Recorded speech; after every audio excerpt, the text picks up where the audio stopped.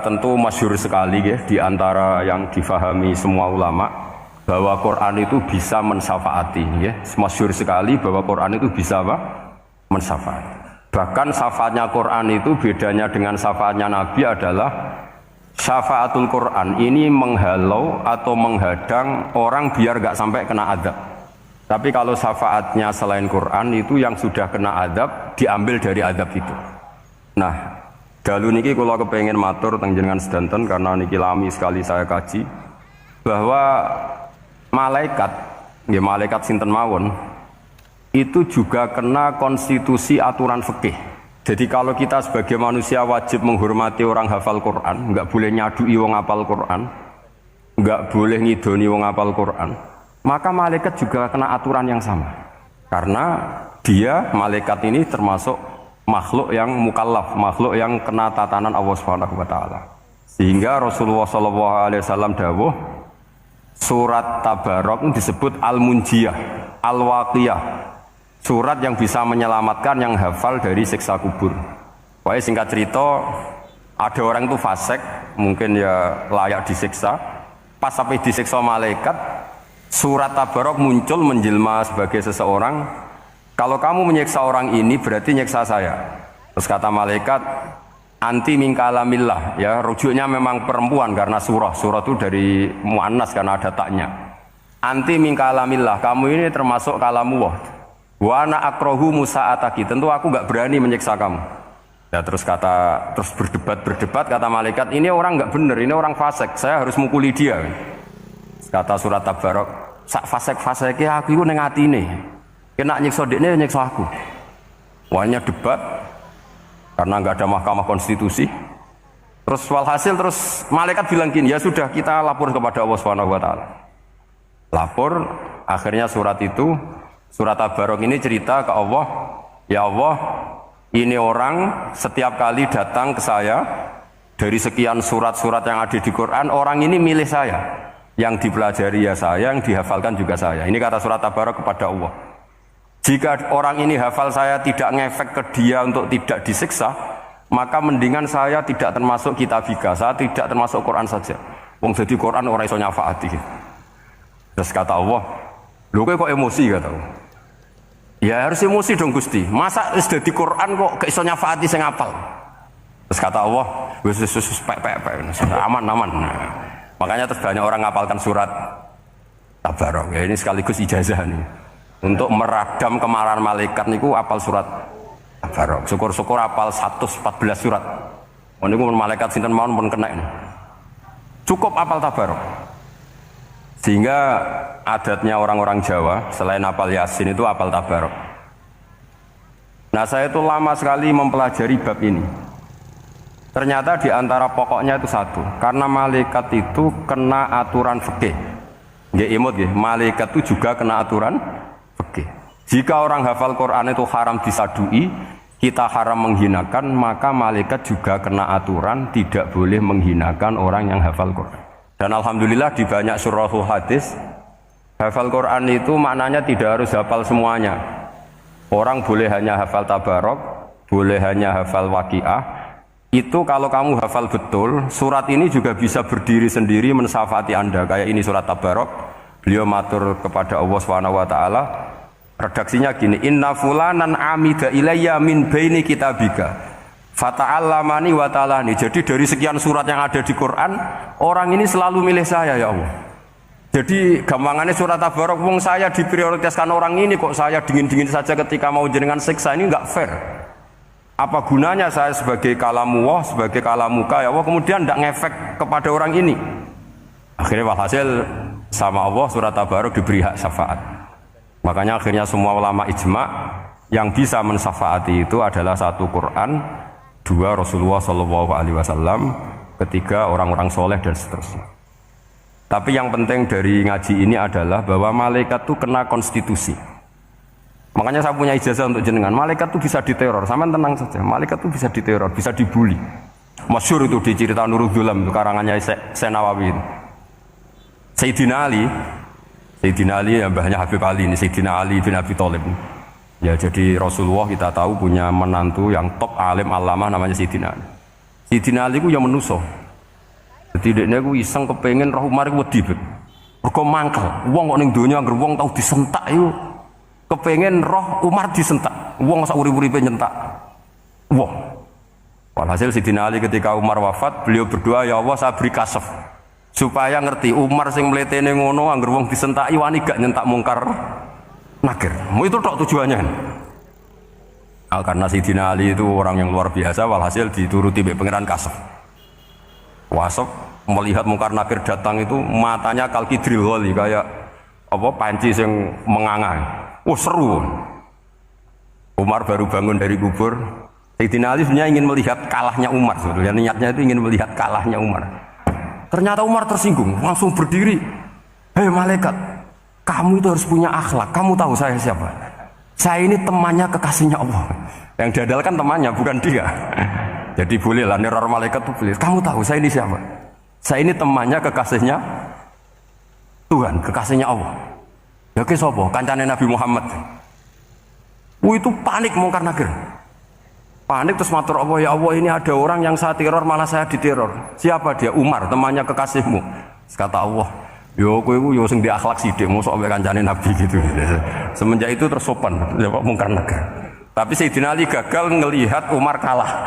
Padahal cita-citanya kepira Umar itu kali-kali kalah. Jadi ada sekian cara untuk apa kalau dibahasakan untuk meredam malaikat. Masyhur ada ulama alim alama pekerjaannya mengajar tauhid.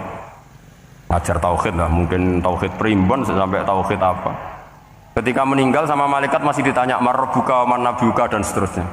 Imam Malik datang, hei malaikat, ini guru tauhid, saurip-uripe mulang tauhid, kowe ora tau mulang kok takut sing tukang mulang. Sing sopan. Ya sudah enggak usah tanya. Jadi cerita seperti ini mungkin orang lain boleh nggak percaya, tapi itu mudawwan, dibukukan di beberapa kitab dan saya percaya itu karena secara umum kaidahnya adalah ala inna auliya Allahi la khaufun alaihim wa lahum yahzan. Tetap lahumul busyra fil hayatid dunya fil akhirah. Artinya kalau wali itu ngalami ketakutan ketemu mungkar nakir berarti dia tidak punya busyra fil akhirah. Padahal para wali ini dijamin punya busyra, mendapatkan gembira di dunia juga mendapatkan gembira di akhirat. Artinya kalau para wali ngalami ditanya mungkar nakir terus takut, apa mana bayangno kepuyah-puyah, wah itu lahumul busyra. Jadi makanya zaman nanti kalau ditanya mungkar nakir, marbuka, saya guru tauhid. Ngajar di Qudsiyah kelas 6. Nah, harus jelas. Saya kalau ditanya juga gitu, saya guru Minhajul Abidin, ngajar di Habib Ali. Minhajul Thalibin, harus jelas. Kalau Pak Najib lebih gampang, ketua Menoro. Lebih gampang lagi. Enggak apa-apa. Kalau karena malaikat itu ternyata mukallaf. Mukallaf itu kena aturan hukum. Enggak boleh dia selonang-selonong. Kena aturan hukum. Makanya fa inna Allah ta'ala la yu'adzibu qalban wa al-Qur'an. Allah tidak akan menyiksa hati yang ada di Quran. Kalau orang hafal Quran sampai mati, artinya dia membawa Quran. Dan artinya apa? Malaikat kena aturan tidak boleh melecehkan orang yang membawa Al-Quran. Sehingga surat Tabarak nggak terima. Ini orang ini hafal saya. Kalau kamu mukulin dia kena saya. Tapi ini orang fasik. Tapi saya di situ. Kalau mukulin dia kena saya. Akhirnya kompromi terus konsultasi di Allah. Akhirnya dibenarkan surat Tabarak. Ya, terus ini sudah clear ya, lolos ya, mungkar nakir lolos. Baru kayak surat Nabi. Tabarak. Mungkin buatan dites malih, nak dites malih ndredeg keliru ribet. Tapi saya percaya itu ya. Saya tidak bisa membayangkan ya. Ketika Quran disifati Rasulullah SAW bahwa Quran itu syafa', memberi syafaat, kemudian itu tidak ngefek. Saya itu keberatan sekali. Begitu juga apalagi ya, misalnya Rasulullah disifati aqrabin nas, ahabbin nas ilallah, kemudian tidak ngefek bisa memberi syafaat, itu tidak fair. Pasti orang-orang dekatnya Allah ini bisa memberi apa? Syafaat. Karena status kedekatannya Rasulullah SAW diantaranya adalah hak memberi apa? Syafaat. Karena malaikat yang semuanya itu kena konstitusi. Saya punya kitab Sarahnya Bukhari, banyak saya punya. Itu diantaranya riwayat dari Ahlul Bait, dari Sayyid Ali Zainal Abidin, Anil Husain, an abihi an Rasulillah sallallahu alaihi wasallam. Itu riwayatnya adalah ketika nanti di mahsyar itu ya tidak usah kamu bayangkan ya, karena ini bila kaifin walan hisorin, itu Nabi diantara Jibril dan Allah. Kemudian tentu yang akan masuk surga itu orang-orang yang sudah jelas surganya, kayak para nabi, para wali, para habaib, para orang-orang pilihan, itu jelas surganya. Tapi apa yang terjadi? Allah itu, ya tentu Allah zat yang maha tahu, sudah sangat tahu. Itu Nabi usulnya itu hanya satu, ai Rabbi. Saya masih hafal teksnya, memang tak hafalkan karena ini tak mau tak pakai senjata untuk ketemu para malaikat. Bukan ya Rabbi, kalimatnya ai Rabbi. Ai Rabbi ibaduka abaduka fi atrofil ardi. Lho Gusti, yang nyembah jenengan bukan hanya orang Kudus tok, bukan orang Menara tok, bukan madrasah-madrasah elit tok, bukan sekolah-sekolah unggulun tok.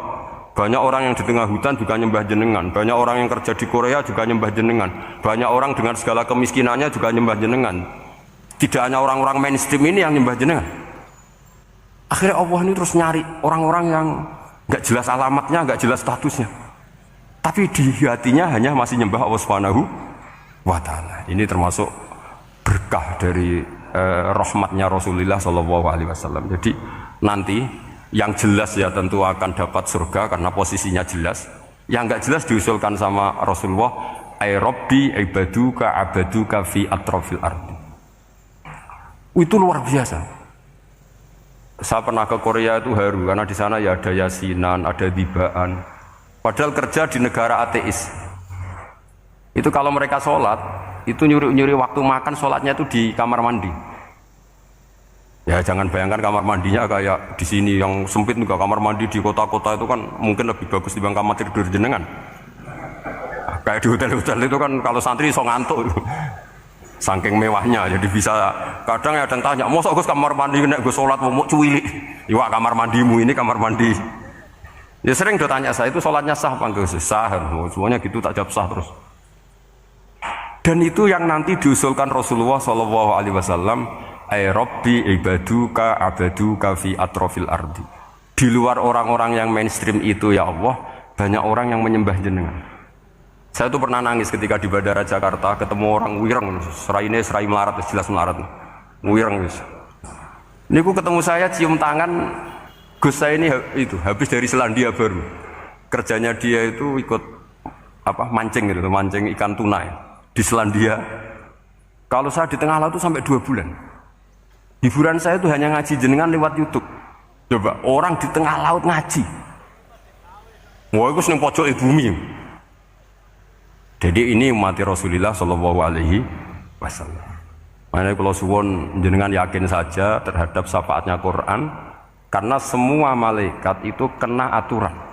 Di antara aturannya adalah tidak boleh menyiksa orang yang di hatinya ada Al-Quran. Fa inna Allaha ta'ala la yu'adzibu qalban wa al-Qur'ana, karena Allah tidak akan menyiksa hati yang ada di Quran, yang ada Qurannya.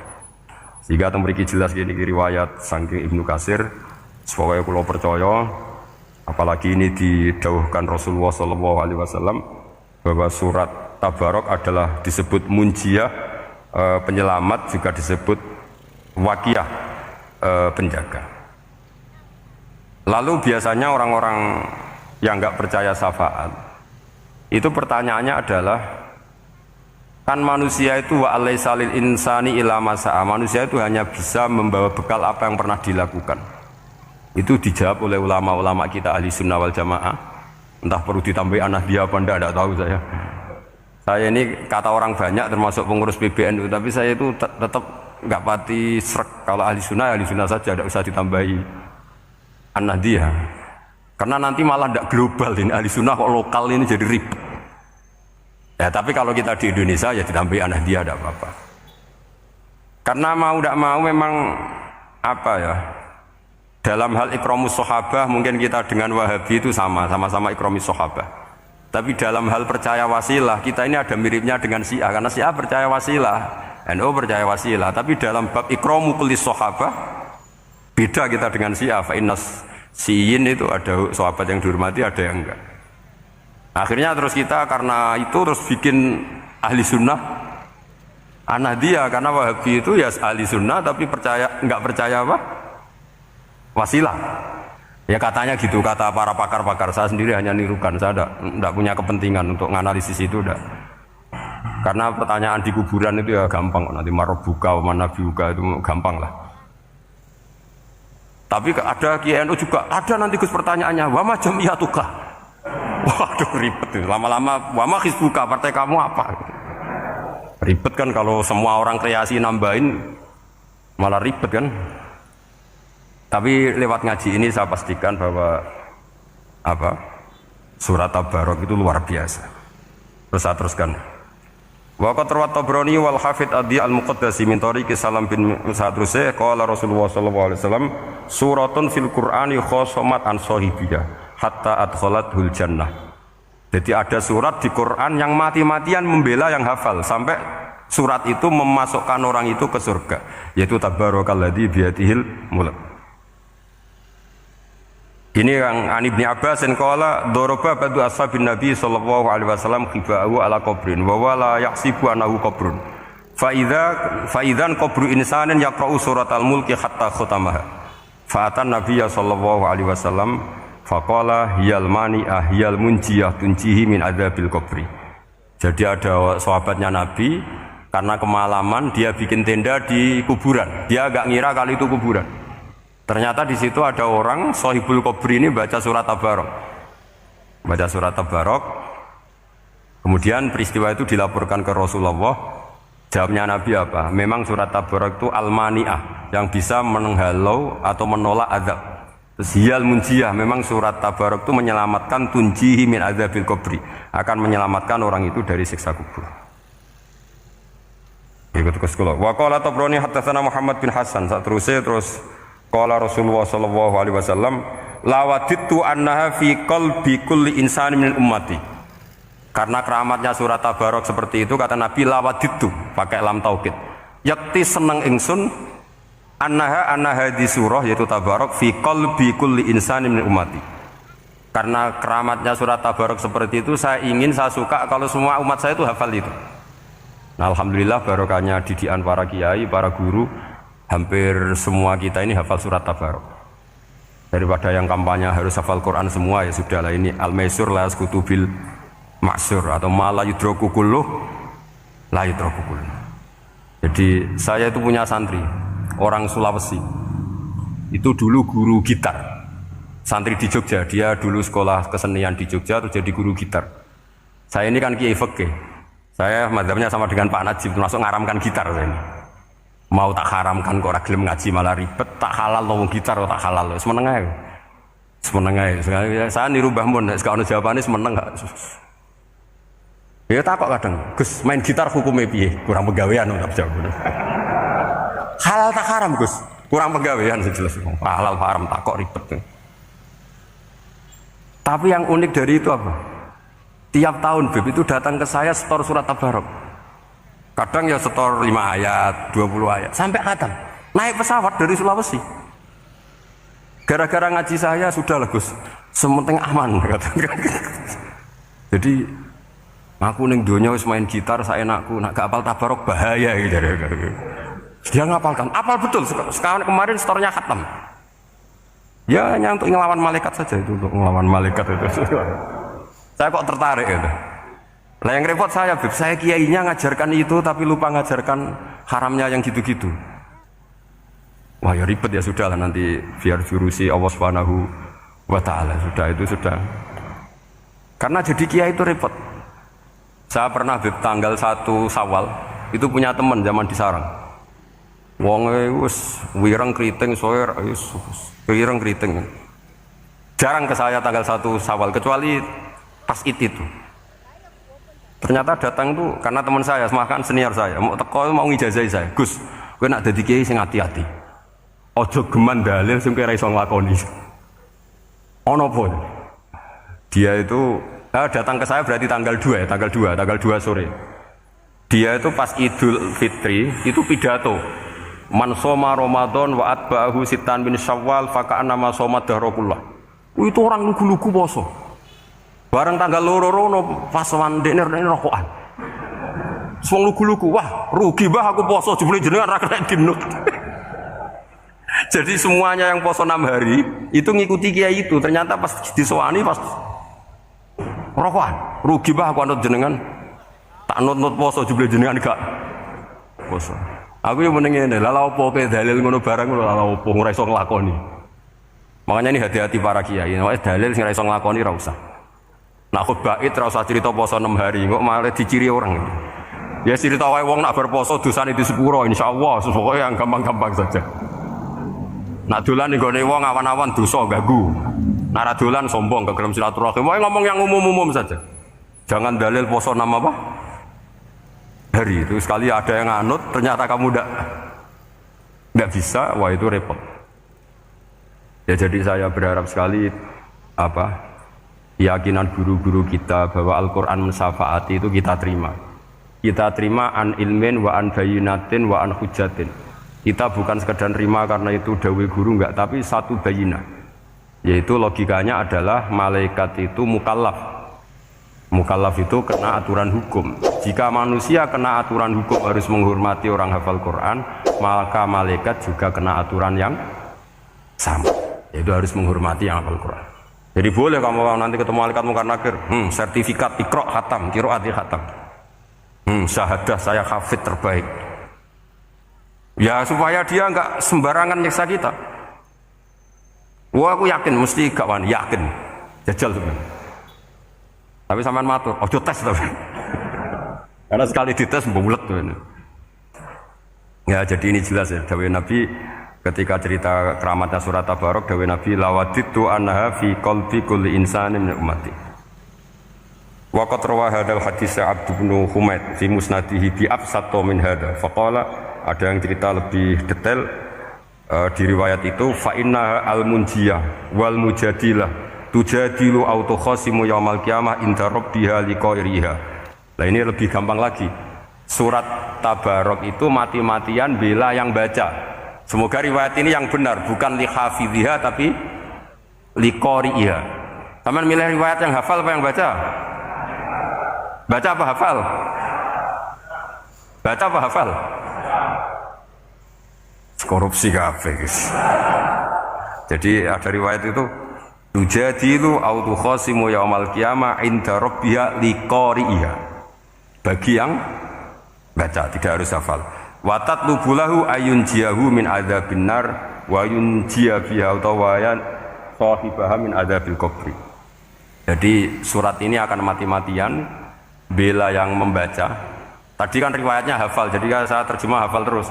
Akhir-akhir kok ada diskon cukup baca ya ini tak ganti karena ini demi jenengan tak cari riwayat paling gampang. Sebetulnya ini enggak etis, kayak ilmu pesanan. Ya tapi ya sudah, memang ada riwayat apa? Liqariha. Akhirnya Nabi ya lagi-lagi menutup dawuh lawaditu annaha fi qalbi kulli insani min ummati. Saya suka lawaditu itu pakai lam li taukid itu. Lawaditu annaha fi qalbi kulli insani min ummati. Tapi saya suka sekali kalau itu ada di hati semua umatku. Artinya gini, dari sekian riwayat sebetulnya itu kuat riwayat yang hafal. Karena Nabi selalu menutup dengan ngendikan saya suka kalau itu ada di hati, selalu ada di hati. Itu artinya hafal apa baca? Loh menengah sampean pucat kandhani kok angel teman. Hafal apa baca? Lawaditu annaha fi qalbi kulli insani min ummati. Itu hafal apa baca? Hafal. Ya berarti hafal. Ini yang hafal Tabarok berapa? Semua ya? Hafal semua? Aman berarti, no? Jadi kulo niku gak ada kitab banyak tentang usul fikih. Sebenarnya kepentingan saya itu bukan masalah usul fikihnya, tapi kepentingan bahwa konstitusi ilmu, saya ulang lagi konstitusi ilmu yang difahami ulama ummati Rasulullah sallallahu alaihi wasallam itu ternyata fa innahu ta'ala bahabihim al malaikah. Allah itu bangga sekali dengan para malaikat. Makanya kamu harus ngaji usul fikih, ngaji apa saja. Karena malaikat itu tidak bisa mikir kayak jenengan, yang bisa mikir itu jenengan. Sehingga ketika presentasi cara bahasa sekarang, termasuk keramatnya Imam Amudi, itu ada cerita ini ada di Nailul Ma'mul kalangannya Syekh Mahfud At-Turmusi. Imam Amudi itu ulama top, tapi dia ngajarnya itu matematika. Jadi ulama nggak ngajar tauhid, nggak ngajar tarikh, nggak ngajar pesolatan, tapi ngajar matematika. Akhirnya, tapi di hatinya ini, makanya ulama itu punya bisirri asrorihim al-fatihah itu ya di sini. Di hatinya itu menurut dia, ilmu paling efektif untuk menjelaskan logika tauhid itu ya matematika. Singkat cerita, ketika ketemu para malaikat, ngendikannya Allah, ya Amudi, kenapa kamu sering belajar matematika? Li tauhidika ya Rabbi, supaya saya mentauhidkan engkau. Ajari para malaikat. Jadi malaikat dipanggil semua sama Allah. Hei waya malaikat, hei para malaikatku, dengarkan kajian Imam Amudi. Dengarin semua. Dia nerangkan di bor hanya sedikit. Nisbatus naini wa arba'atin wa khamsin sampai terus ilal wahid, semuanya nisbatul far'i ilal asli. Wes aku gawe angka cek 1 juta cek 1 miliar tetep awalnya iku siji. Mbok donya jumlahe cek alam galaksi cek planet wis santek. Tetep asal usule siji. Kabeh iku pengembangan nisbatul far'i ilal asli. Liyane zat sing wahid iku kabeh far'un, cabang mintil kal wahdah. Malaikat manduk-manduk kabeh ya, kabeh ku kok Allah. Jadi angka sebanyak apapun itu ya nisbatul far'i ilal asli. Jadi 2 ya enggak asli, yang asli 1. 5 ya sama, 1 miliar ya sama, 1 triliun semua. Berapapun jumlahnya bilangan, semuanya adalah far'un minal wahid. Terus kata Allah, oh ini loh ulama aku pinter tenan nerang tauhid. Nah malaikat kan monoton. Pokoknya wiridan sudah gitu dok. Akhirnya, padahal malaikat ini pernah nggak terima ketika ulama itu masuk surga duluan, karena kan wiridan ini lama malaikat. Tapi ternyata apa? Kata Allah, kue wiridan terus wajar gak di nafsu. Manusia tak kei nafsu jeeling aku. Akal terbaiknya dipakai untuk saya kata Allah, yaitu untuk li tauhidi, untuk mentauhidkan saya. Itu Imam siapa? Amudi. Jadi dia. Terus saya punya kitab, pernah ngaji sama Mbah Mun, namanya kitab Al-Husunul Hamidiyah. Itu ada ulama. Itu ahli gambar. Gambar ya gambar. Kitab itu bergambar. Yo kadang gambar wet, kadang gambar wedhus. Kitabnya gambar. Tapi wong keramat. Dua kitab itu kitab gambar tapi hawane hawa tauhid. Nah sampean kan enggak ngarang kitab primbon. Donga mahabbah. Lah ndekne dhewe Joko tuwa kok ngijazahi mahabbah. Lucu kan. Ana kiai fakir jal ijazah jal buriski yo ngijazahi udah ndekne dhewe. Oke, nggak usah repot meneng. Mungkin dia cerdas ngijazah ilmu laduni. Ya seribet mas. Mungkin dia cerdas ngijazah ilmu apa? Ternyata di akhir kitab itu dijelaskan gini. Fa inna hadhihi suwar, semua gambar ini awaluha min nuqtah wahidah. Awalnya adalah dari 1 titik. Jadi famadarul wujud adalah an-nuqtah, 1 titik. Nuqtatul wujud, yaitu Allah Subhanahu wa ta'ala. Mbok kowe gambar seruwet apapun. Wis aku gambar benang paling ruwet sing ra iso diurai. Awalnya 1 titik apa 2 titik? 1 titik. Makanya masyhur dalam dawuh para ulama, Quran dikumpulkan di surat Fatihah. Surat Fatihah dikumpulkan di bismillah. Bismillah dikumpulkan di titiknya ba. Nah titik ba ini disebut bi kana makana wa bi yakunu mayakun. Karena lewat titik bi ini, karena saya yang ada menjadi ada, dan karena saya yang mau ada akan menjadi ada. Makanya semuanya itu kembali ke 1 titik, nuqtatul wujud. Kayak apa ulama dulu? Jadi mau bismillah itu gak main-main kan. Bismillah itu eling bae. Ba ini nuqtatul wujud, bahwa kita benar-benar bertauhid. Mbok kayak apa bulatnya gambar, mbok kayak apa ruwetnya, tetap dimulai dari 1 titik. Mbok kayak apa jumlah angka-angka itu, dimulai angka 1. Nah, sampean saya harapkan nanti kalau ketemu Allah, itu Allah bangga dengan sampean kon mulang tauhid ning malaikat. Orang yang TPQ, kon mulang malaikat. Itu cita-cita terbesar saya, kepengen mulang malaikat. Mulang sampean wis bosen yakin, wis kula kepengen. Oh keren, mulang Ya, maksudnya aja malaikat kok Jibril, Mikail itu malaikat elit. Sing awam-awam lho sing mboten. Mboten kalau malaikat ini papan atas niku pun alim banget.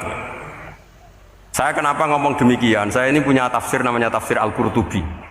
Itu Imam Qurtubi termasuk anggap mufassir hebat. Beliau ketika ngendikan wa iz qala rabbuka lil malaikati, saat terus walhasil malaikat itu terus protes ataj'alu fiha may yufsidu fiha wa yasfikud dima. Itu kan ada pertanyaan di tafsir itu.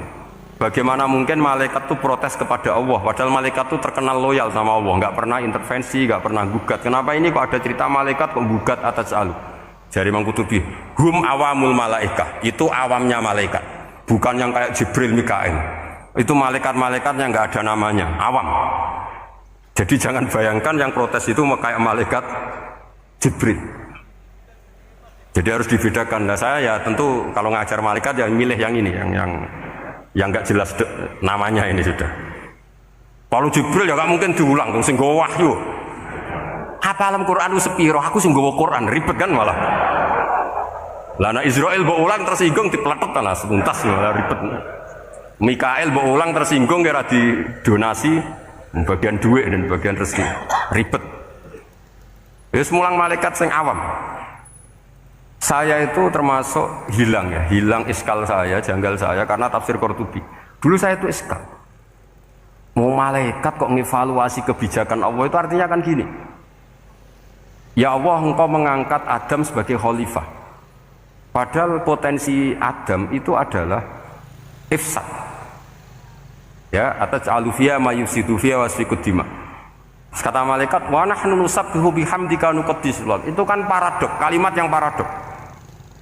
Paradoknya begini, ya Allah tolong evaluasi engkau ngangkat Adam sebagai khalifah. Potensi Adam adalah merusak bumi. Wa nahnu nusabbihu bihamdik, kita ini selalu mensucikan engkau. Loh, itu kan paradok. Kalau mereka mensucikan awardnya mensucikan juga min ihtimalil khata. Mensucikan bahwa Allah itu tidak mungkin salah. Nah ini bilang mensucikan kok. Saya mensucikan engkau Gusti, tapi kok dalam hal ini kok kayak jenengan itu salah gitu. Wong karwan Adam kok mbok angkat. Makanya Allah duka. Wong kowe ku jare maca tasbih kok ngevaluasi. Ya kan maknanya mentasbihkan Allah apa? Mensucikan dari semua kesalahan, kekurangan. Ini bilang baca tasbih kok nganggep Allah itu perlu dievaluasi kebijakannya. Tolong pikir ulang Gusti. Mungkin jenengan kurang detail kan kayak gitu. Akhirnya Allah tersinggung. Masyhur itu di tafsir-tafsir. Meskipun tafsir itu sebagian Israiliyat, yang keterusan itu rodok Israiliyat, tapi cara kula rodok setuju Israiliyat yang rodok gitu. Itu kan masyhur itu. Akhirnya, nah apa alasannya Adam kok salah? Bani Adam tentu akhirnya Adam ini kemudian berganti ke Bani Adam. Dan itu jadi perdebatan ahli tafsir. Apakah dhamir itu harus kembali ke asal? Apa boleh ke pengembangannya? Misalnya Adam itu kan di situ disebut ataj'alu fiha may yufsidu fiha wa yasfikud dima. Padahal Adam yang nabi ini enggak pernah yusfikud dima. Enggak pernah yufsid fil ardi, juga enggak pernah wa yasfikud dima. Ya, saya ulang lagi, Adam yang nabi itu kan enggak pernah ngalami ataj'alu fiha may yufsidu fiha wa yasfikud dima. Berarti Adam ini nanti yang nakal, yang sampai senang pertemuan darah itu Adamnya apa anaknya? Anaknya kan? Itu jadi perdebatan ahli tafsir. Walhasil singkat cerita, malaikat ini tidak salah. Nyatanya kita tahu kan perang di Irak, di Syria, perang zaman Belanda, Bani Adam itu senang safkud dima. Tapi ternyata malaikat ini ditegur sama Allah. Biar manusia itu salah itu dia nafsu. Gue bener mergo ora tak kei nafsu. Masyhur terus diceritain Israiliyat itu ada malaikat, dia jajal Gusti. Jual tenan dikai nafsu, medun ketemu wong adus langsung merkosa. Gawe anan sih, ora kenalan sih. Terus dari Allah, wah lumayan menusa, orang mukadimah ya ura-uran aja. Walhasil terus malaikat api terbang nggak bisa. Ini kata cerita Israiliyat, kamu harus menentang cerita ini. Tapi saya setuju. Singkat cerita, pertanyaannya adalah, mungkinkah malaikat melakukan kesalahan? Padahal termasuk salah adalah protes kepada Allah Subhanahu. Tadi dijawab oleh Imam Qurtubi, hum awamul malaika, itu awamul malaika. Jadi kita harus membedakan malaikat yang papan atas, yang ashos. Kalau dalam tafsir modern disebut malaikat sing ashos. kayak Jibril, Mikail, ada malaikat awam. Nah yang awam ini ya biasa, yang bilang qalu ataj'alu fiha ma yusidu fiha wa yasfikut wa nahnu nusabbihu bihamdika nuqaddisu lak. Itu kan paradok. Paradoknya ya Allah, engkau mengangkat Adam jadi khalifah itu kayaknya salah. Harusnya kan ngangkat kita, karena kita ini yang selalu mensucikan engkau. Lu mensucikan Allah, kok nganggep Allah mungkin salah dalam bikin keputusan. Makanya hati-hati kalau baca tasbih. Kalau baca tasbih, kalau Allah Maha Suci, ya sudah suci dari segala kesalahan, kekurangan. Jika wiridanya Rasulullah yang diajarkan kita, subhanallah bihamdi adada khalqi wa ridha nafsi wa zinata arsy midada kalimati. Jangan subhanallah pakai versi kamu.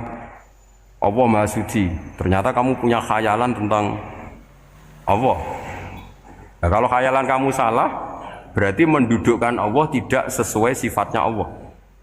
Makanya ahli tauhid terus punya satu pakem ilmu yang namanya ma khatara bi balika fa wallahu bi khilafi dzalik. Apa yang ada di hatimu bahwa Allah seperti ini, hakikatnya Allah tidak akan seperti itu, karena Allah mukhalafatul bil hadis. Karena ini masalah-masalah sensitif. Dan itu yang salah, saya ulang lagi, awamul malaikah. Kata Imam Qurtubi siapa? Awamul malaikah. Ya saya teruskan. Jadi kalau suwon seperti keinginannya Rasulullah SAW. Terus niki terakhir, anna Rasulullah SAW kana la yanamu hatta yaqra alif lam mim tanzil wa tabarakalladzi biyadil mulku wa qala las antawuf yufaddilani kulla suratin fil Qur'an bisab'ina hasanatan. Jadi di antara kelebihannya surat Tabarok adalah mengungguli umumnya surat dengan kelas 70 kali derajat. Jadi keunggulannya surat Tabarok itu bisab'ina darajah di bawah surat-surat yang lain. Sudah, ini surat Tabarok agak panjang. Tapi alhamdulillah dari semua itu surat Tabarok itu kalah bi qul huwallahu ahad. Jadi ini nikmat terbesar kita, karena nggak perlu tabarok, saiki porsi ini diturunkan jadi apa? Kulhu. Makanya banyak tarawih main apa? Kulhu. Itu bukan cari cepet, itu dalile musalsal ila Rasulillah SAW.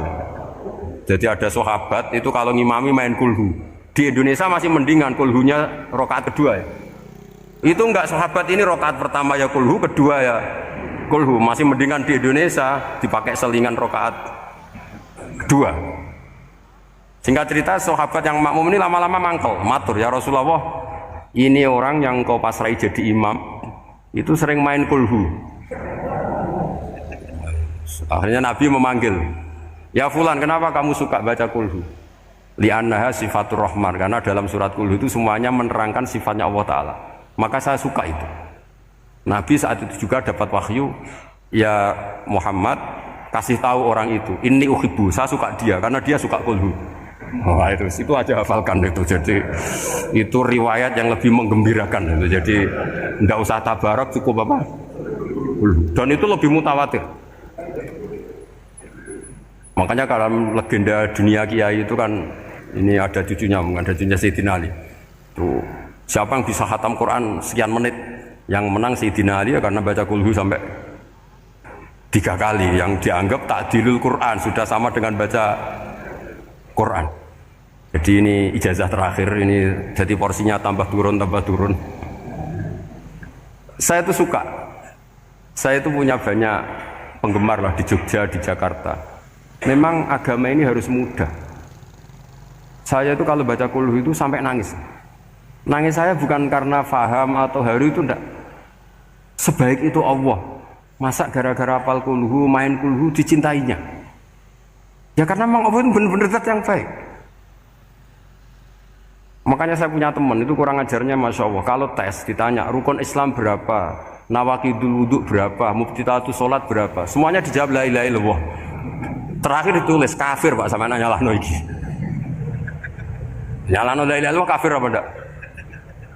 Gurunya bingung kan akhir. Di ek iku la ilaha illallah kok di ek. Akhirnya bocah diceluk, "Cung wasa tempi. Mun sampean wani ngeek Pak, kafir Pak." Akhirnya sugahno ribet-ribet. Pertanyaan apa tuh? Ma mubtilatu sholat ya la ilaha illallah. Nah gitu wudu ya. Tapi jangan tiru loh. Lah gurune apa nggak kawani kafir. Siapa yang berani nge la ilaha illallah? Ya ana meneh sing buweli. Angin belinge disurati wong tuane. Kalau nu mondok sarang era kuno, jadi ijek lugu wong. Surati wong tuane, kowe gak susah, wong tuamu disurati. Tenang ya Gus, bapakku buta huruf. Jadi wis disurati, gak ngefek wong bapaknya buta huruf. Nah, di Islam, saya ulang lagi di Islam. Dengan tanda kutip kesalahan-kesalahan kecil gini ku zaman Nabi. Sahabatnya Nabi, iku kabeh itu jadi berkah.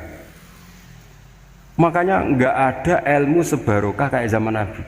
Wong goblok wae jadi berkah. Sampai Nabi ngendikan aksaru ahlil jannah al-bulu, akeh-akeh penduduk swarga iku wong goblok. Mergo wong goblok iku piye? Apa dimangkeli iku ya gaweane pangeran. Nabi itu pernah disomasi wong goblok. Itu ya piye? Nabi kan cerita kiamat tuh gini. Yang kemarin nggak jadi itu. Kiamat di Indonesia kan berapa kali ya? 999 terus 2000 berapa? 12 terus Jumat apa kan sering mau ada kiamat tuh. Saya sering ditanya tamu, Gus, ngenteni kiamat teng putih. Entah ini ngene barang aku aneh-aneh. Mungkarwan layak alamuha ilahu bakas. Nak misalnya tenan piye, Gus? Ya tenan sing kena Gus se, aku gak. Mulai sesuk tak ngenteni kiamat ora sida kiamat. Aneh-aneh. Saya ulang lagi. Ketika Nabi cerita dasarnya kiamat itu sahabat itu enggak mikir. Padahal mereka orang-orang pinter. Si mikir wong desa, Mas. Ya Rasulullah mata sa'ah. Engkau itu cerita kiamat terus tapi enggak jelas tanggalnya. Lalu itu kapan? Wah, paket sahabat. Oh, pinter juga. Kalau cerita itu ada tanggalnya dong. Ini kan cerita terus tapi enggak jelas tanggalnya. Apa diamuk wong desa? Ora diamuk mangkelno. Nabi meneruskan tentang ahwalil kiamah, masih menerangkan ahwalil kiamah. Dibaleni lagi. Ya Rasulullah mata sa'ah. Lalu kiamat itu kapan? Ini kalau ijazai, jadi bodoh tapi untuk ridhanya Allah Ta'ala pun. Kalau lah kadang dari pinter gue nyesal. Ribet. Dikongkon Pak Najib barang ini akhirnya. Gara-gara pinter. Padahal kok ya wong bodoh lah mlebu swarga, ribet kan? Direwangi dadi wong alim, sebelum kok wong bodohne ya melok mlebu swarga. Wong gelombang kedua itu pengumumannya siapa pencinta Nabi, pencinta wong alim masuk swarga. Yang pertama seleksinya agak ketat, yang kedua itu ya muhibbin mun cukup mun. Jadi sebenarnya swarga ya ketemu wong ra jelas-jelas nih. Wah repot ya. Akhirnya ketika Nabi gak jawab, sahabat itu banyak yang analisis kariha maqala, lam yasma, ada yang bilang lam yasma, memang Nabi tidak dengar. Ada yang analisis sami'a wa kariha maqala, sebenarnya Nabi itu dengar tapi gak suka karena pas khutbah di-cut, disubmasi, diinterupsi. Karena diulang-ulang lagi akhirnya akhirnya Arabi tadi mengulang-ulang lagi, akhirnya Nabi jawab. Karena Nabi itu orang yang sangat pintar, jawabnya ma'atatalaha, kamu kok berani tanya kiamat kapan, persiapan kamu apa? Fawawahi ma'atatulaha kabira sholatin wala siyamin wala kata wa kata walakin ni uhibbuka. Itu menang ya pede. Apa Nabi tanya persiapan saya? Oh kalau sholat saya biasa kok bangga. Wes wong desa biasa kok. Fawawahi ma'atatulaha kabira sholatin, saya sholatnya biasa, puasa biasa. Maksudnya yang wajib-wajib tok lah, ndak aneh-aneh.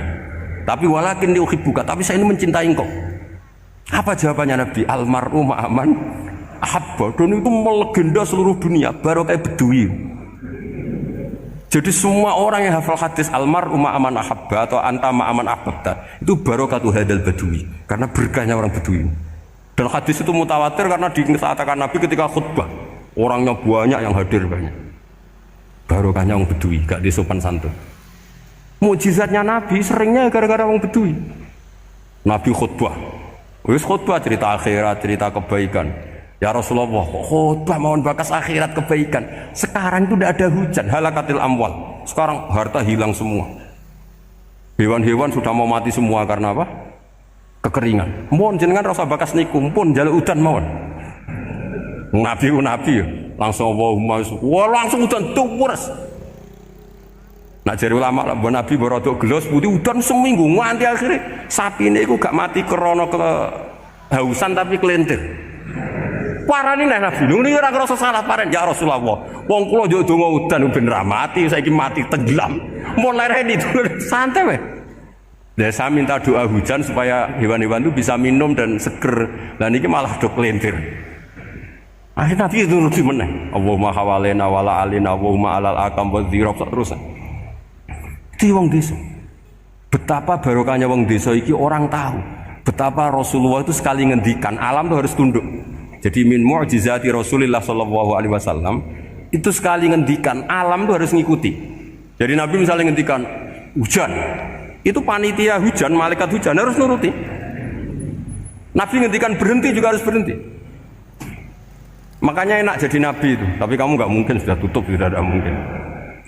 Makanya Nabi itu pernah minta dalam satu maidah, ya fulan saya ambilkan dirok. Dirok itu kaki kambing yang depan. Diambilkan, ambilkan lagi, diambilkan. Ambilkan lagi ya Rasulullah, bukankah kambing hanya punya dirok dua, kaki depan dua. Andaikan kamu bilang iya, maka akan selalu ada dirok selagi aku minta-minta. Karena alam ini akan mengikuti. Jadi Nabi misalnya mau dahar gitu ya, kok Nabi ngendikan ya Jabir ini jangan kamu entas, yang entas harus saya. Ini cukup untuk makan orang banyak. Nabi sekali ngendikan cukup. Nasi ini punya konstitusi, harus cukup. Karena Nabi ngendikan cukup. Itu hebatnya Nabi. Beliau punya spesial. Alam ini harus nurut sama beliau. Makanya disebut wadhabu wal ghazala yasyadani lakabir risalah. Semuanya itu harus tunduk. Nah, akhirnya syafaat-syafaatnya Nabi itu gara-gara orang desa-desa. Saya itu pengagum wong Bodo ya, termasuk hadisul Arab itu. Ada orang desa tanya, ya Rasulullah nanti kalau saya mati itu yang ngisap siapa ya? Allah ya. Wah baguslah, terus langsung mulai. Barang mulai, abe guyu. Nabi piye karpe? Dipanggil lagi. Ya Arabi, kenapa kamu tertawa-tawa terus pulang? Ya baguslah kalau yang ngisap Allah. Selama ini hubungan sama Allah saya baik-baik saja. Tapi Nabi muji faqhu hadzal Arabi, wis pinter kowe cong. Terus pernah lagi ada orang Bedui tanya, hal yadhakur rabbu ya Rasulullah, apakah Tuhan itu pernah senyum, pernah tertawa? Naam, kata Nabi, ya pernah. Lan na'dima min rabbin yadhaku khairan. Kalau Tuhan pernah senyum, pernah tertawa, wah orang kalau pernah tertawa itu pasti baik. Ya baguslah, enggak apa-apa. Jadi makanya ini unik ya, Islam itu agama yang unik. Agama yang berkah, yang alimnya ya ketulungan, yang bodoh juga ketulungan. Karena memang agama ini untuk semua, lil alamin, untuk semua. Maka kata Imam Ghazali, Allah mengutus Nabi itu diutus ke raja-raja, diutus ke pedagang, diutus ke aromil, diutus ke fuqara, diutus ke birokrat, diutus ke apa saja. Ila jami'i sunufin nas, ila jami'i asnafin nas. Bahwa semua yang mengapresiasi kenabiannya Nabi itu mulai raja, pedagang, PNS, birokrat, orang miskin, orang apa saja mengapresiasi dakwahnya Rasulullah Shallallahu Alaihi Wasallam. Assalamualaikum warahmatullahi wabarakatuh.